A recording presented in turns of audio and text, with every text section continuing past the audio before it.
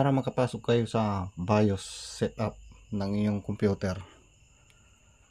So, kadalasan ito yung hotkeys para makapasok sa BIOS.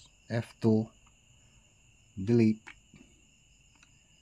pwede ring F12. So depende sa motherboard.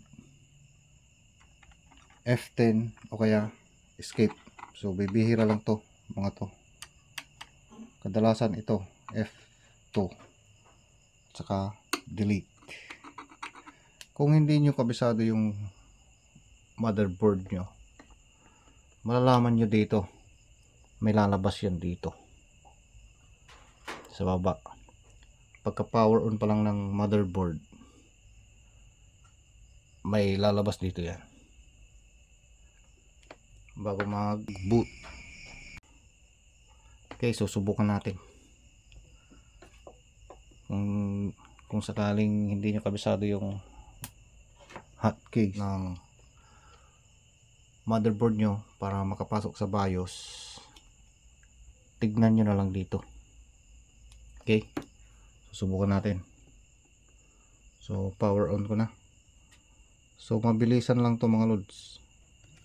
Ayan, mabilisan lang. So tignan nyo maigi.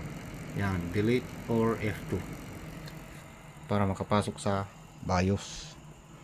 So try natin pumasok. Patayin ko muna.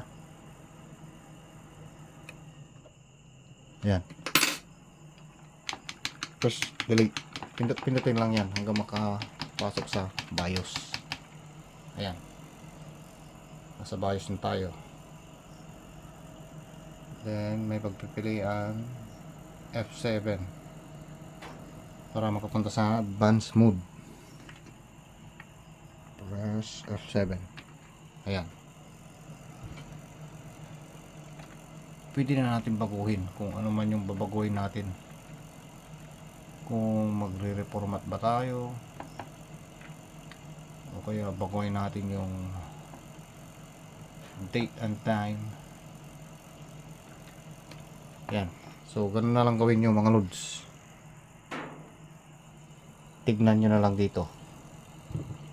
Okay? Yeah.